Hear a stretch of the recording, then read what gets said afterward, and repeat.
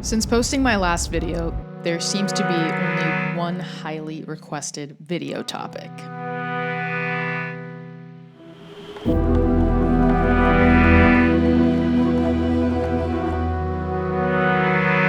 Color grading is always a puzzle. While some images grade flawlessly, others don't. And although I'm not a professional, there are a few things I've picked up on that have helped my colors pop.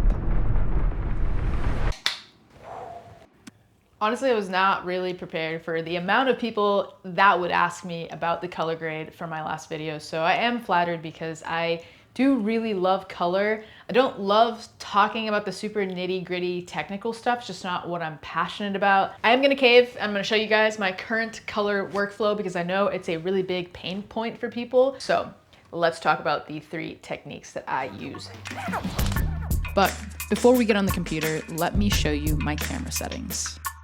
I use Fujifilm cameras for video, mostly the X-H2S and XM5. I typically film in 6K, H.265 long GOP 422 at 360 megabits per second. On my XM5, I max out at 200 megabits per second because that's the highest quality I can get. And most importantly, I film in F-Log2, and I always set my own white balance. For exposing F-Log2, I use my histogram, and I try my best to expose in the middle, not worrying too much about overexposing or underexposing a little, especially if my shots are happening in the middle of the day or closer to blue hour, because these cameras have some pretty nice dynamic range. Okay, let's get to the good stuff. Secret number 1.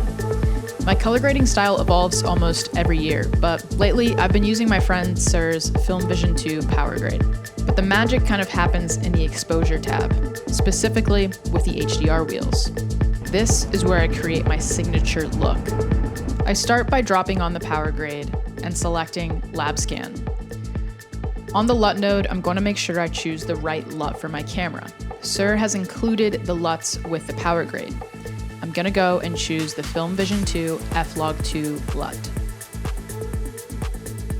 Then I go to the contrast node, adding contrast with both the contrast slider and the curve tool.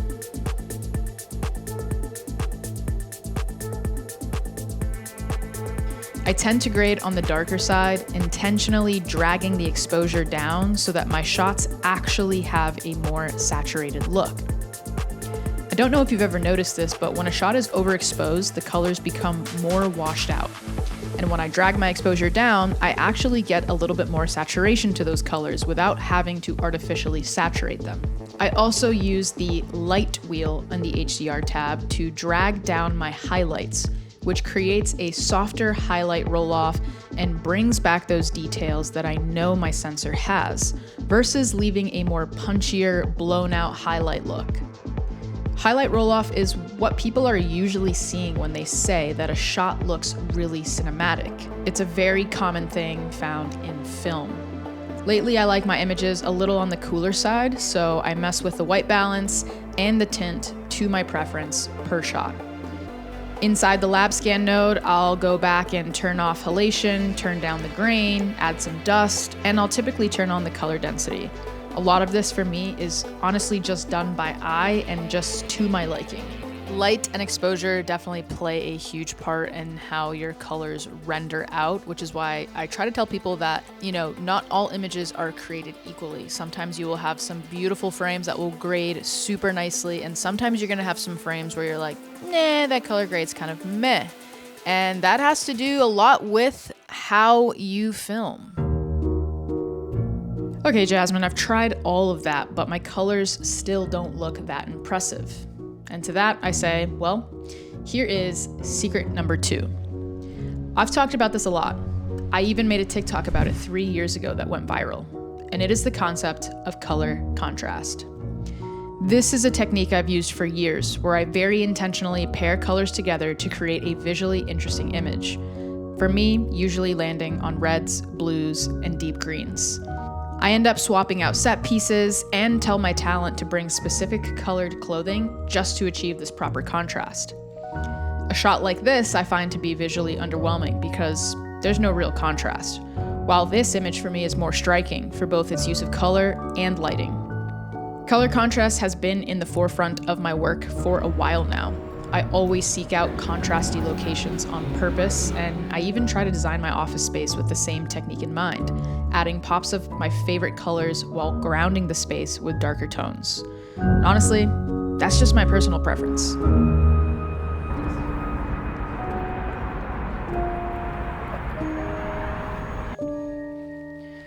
So there is one last technique that I use, and it's controversial. It might not be recommended by professionals, but this tip is going to be about my color space. And anytime I try to set my color space to anything other than this, it doesn't work for me. It just doesn't work for me. Also, I can't do things and talk at the same time. So let's just show you my color space.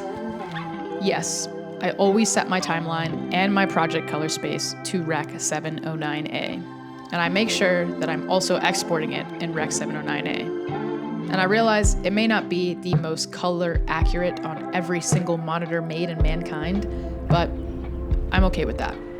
I'm not a professional colorist, and this is just what's worked for me for the last few years to avoid those muddy, washed out colors that I used to have trouble with upon exporting.